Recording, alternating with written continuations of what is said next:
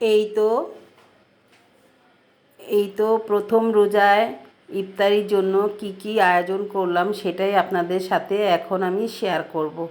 এই তো দেখতেই তো পাচ্ছেন, এখানে পেঁয়াজুগুলো ভেজে নিচ্ছি। পেঁয়াজুটা বানিয়েছি মুসুরির ডাল দিয়ে, কারণ খেসারির ডালটা আবার আমার বাসায় কেউ খেতে চায় না, তাই আমি মুসুরির ডাল দিয়েই পেঁয়াজুটা ভেজে নিচ্ছি। দেখতেই তো পাচ্ছেন, রোজা আসলেই অনেক কাজ কর্ম, ইফতারি বানাতে হয়, সেহরির জন্য রান্না করতে হয়, তারপর শরবত বানাতে হয়, এটা সেটা অনেক ঝামেলা।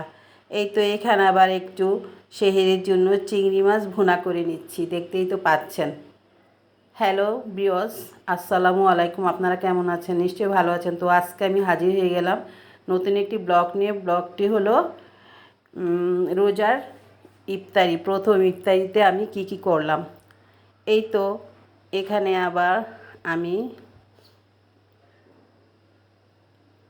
আবার আমি বেসন দিয়ে আলুর চপ ভেজে নিচ্ছি। আলুর চপ, বেগুনি,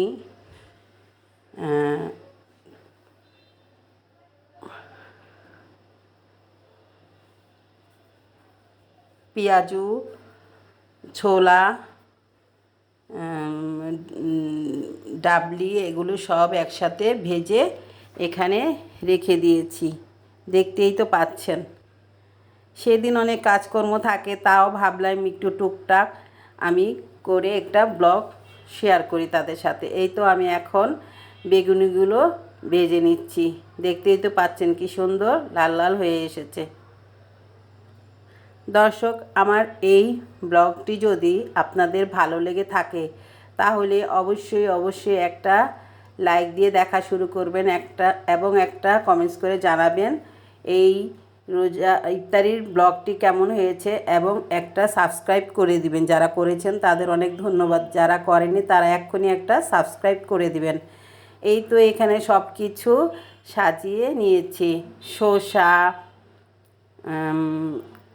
শরবত 2 পদের,